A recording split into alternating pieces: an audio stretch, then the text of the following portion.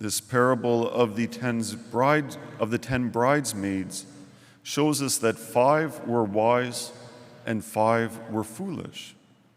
And maybe just taking this story in another angle to it, we might wonder what would have happened when the foolish bridesmaids realized that they didn't have oil for their lamp. What would have happened if they said, "Oh no, I was foolish. What was I thinking? I made a huge mistake. I'm going to run to the town and buy the oil and get back here as fast as I can so I'm ready for the return of the groom."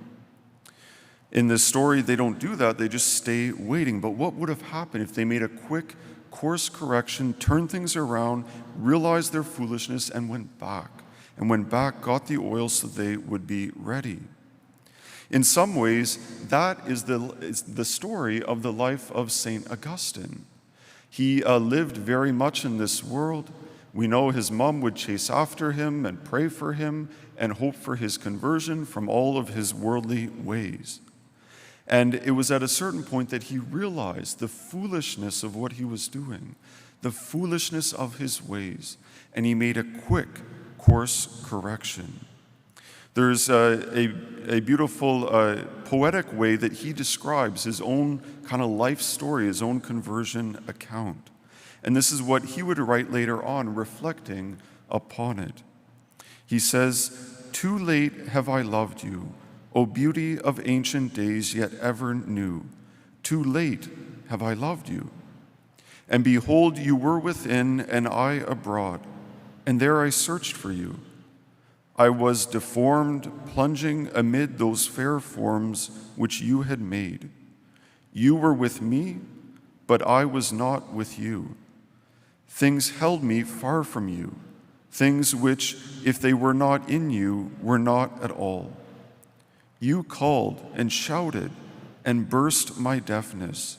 You flashed and shone and scattered my blindness. You breathed odors and I drew in breath, and I pant for you. I tasted and I hunger and thirst. You touched me and I burned for your peace." For St. Augustine, he speaks about the foolishness here of his ways and how it was this light that flashed, that flashed and scattered the darkness, his blindness, and was able to open his eyes to the presence of God, really. That's who he's talking about when he's speaking about this beauty, ever ancient, ever new. For us, this is a time, too, for us to reflect maybe on our own lives. Are there areas where we've been foolish, either in big ways or even in small ways? Do we need to run to the city to get the oil?